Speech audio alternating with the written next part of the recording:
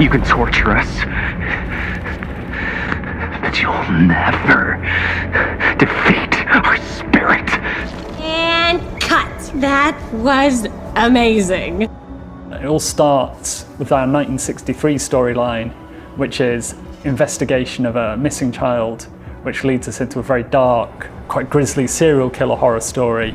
But as the story unfolds from there, things go in different directions, and we bring in a lot of different subgenres of horror. Think that belongs to the boy you're looking for? While we are making games, we are also telling stories. Come on, people. We got a movie to make.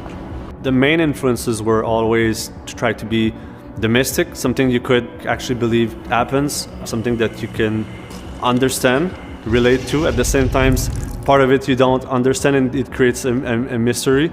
We're always going back to the classic slasher horror movies and characters that we learn to love and hate at the same time.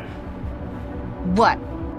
One thing we really latched onto quickly was the idea of how a piece of creative art could become a vehicle for horror.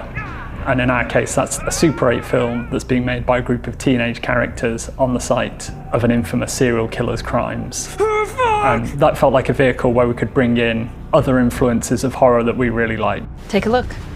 You imagine the audience, you imagine the person you're writing for, so we kind of imagine the person we're making the game for.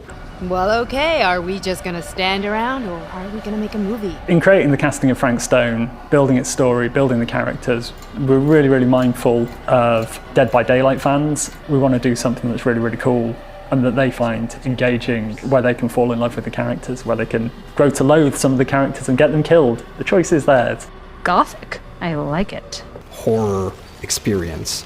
Of course, if you're a Dead by Daylight fan, and if you're lore savvy about Dead by Daylight, then there's going to be a lot of little secrets and surprises for you. I'm glad to see you're all having fun, but if you insist on using my store as a playground, I'm afraid I'm gonna have to ask you to take it outside.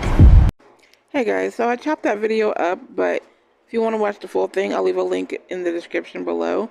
But I took a couple of screenshots of some things that I saw in here. The first one's of the door when she closes it. That's what it says. Nothing more than that. That's something, I guess, relatable to teenagers.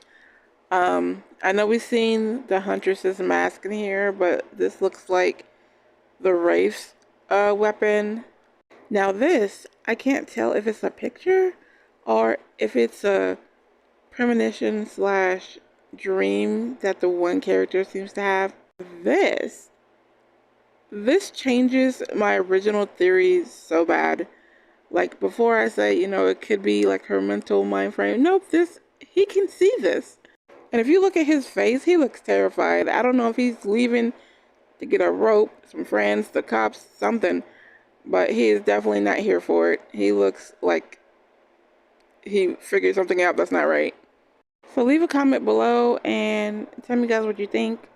And I will see you guys in the next video.